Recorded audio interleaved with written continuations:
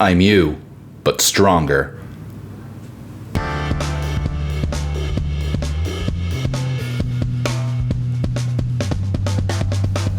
Hello and welcome to Currently Kent. This video is a counterculture piece on the current small form factor trend in PC gaming.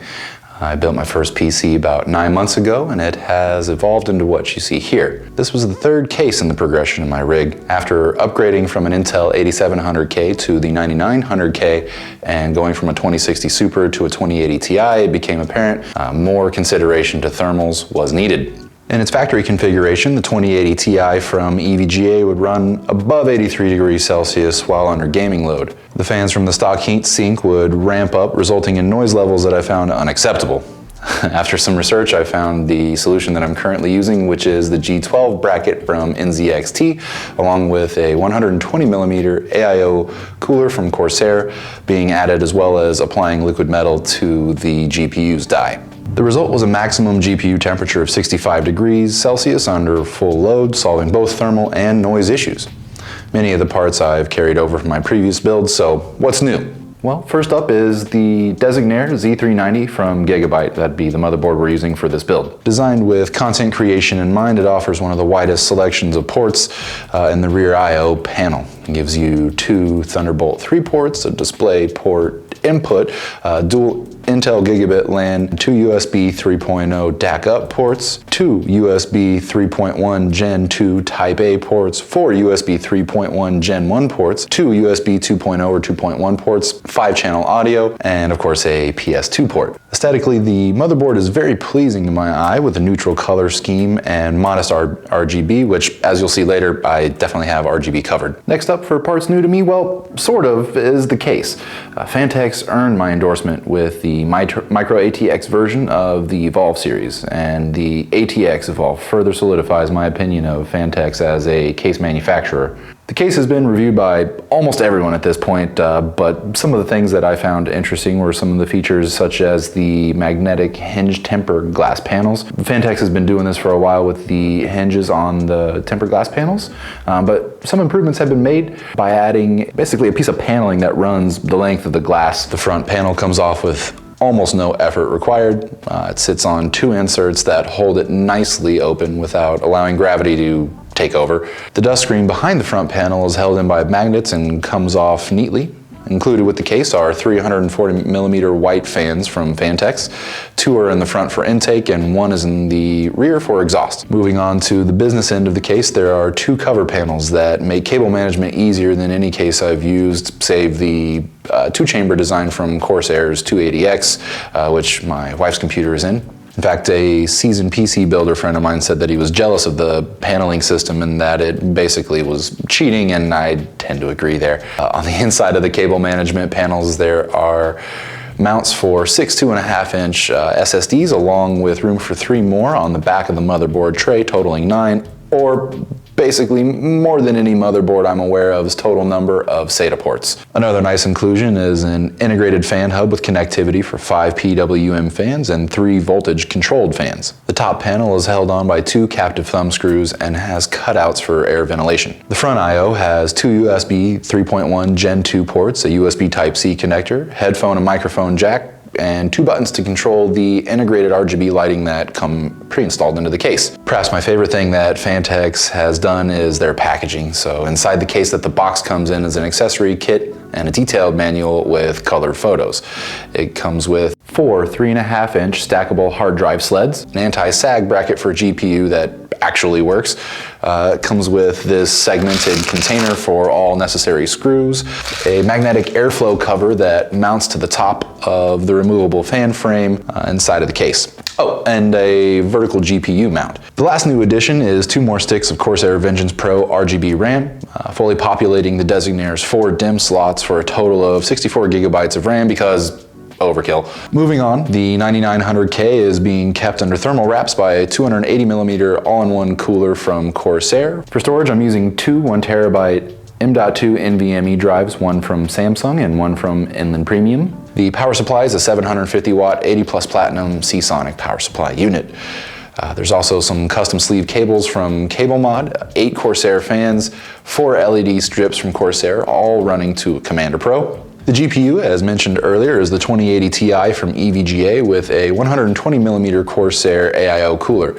Initially, I wanted to do a push-pull configuration on both radiators being mounted in the front of the case, and even the dimensions state that a 420mm radiator will fit there. However, a 280mm and 120mm AIO cooler refers to the size of the fans rather than the overall length of the radiators. So with that, this configuration was not going to be possible, so I ended up mounting the CPU cooler to the front and the GPU cooler in the rear of the case. So I ended up being very satisfied with the results, so let's go ahead and take a look.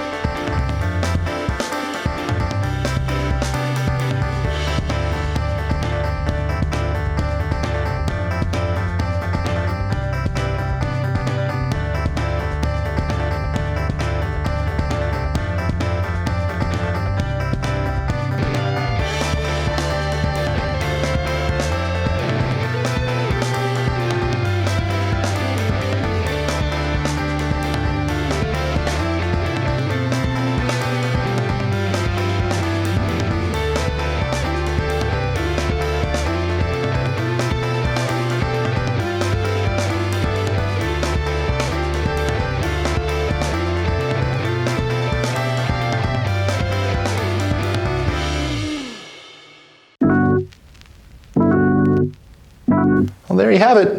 Looks like my camera's had a bit of difficulty keeping up with everything that was going on, but I think you get an idea of the overall looks. The Optimus Prime theme is carried over to my desk and gaming area. The piece you saw underneath the GPU there was from JM Mods. They do custom GPU backplates as well as other case and cable modifications. Since the RAM clearance wouldn't allow for it to sit on top of the GPU as a backplate, I positioned it front and center. I guess necessity is the mother of invention. Coming up on the channel, I'll be looking into doing a full custom loop with this build, and it'll be my first attempt at bending tubes, so stay tuned for that. All the parts used are going to be listed in the description down below. And if you enjoyed the video, please consider subscribing and leaving a like before you go. Thank you very much for watching, and I'll see you next time.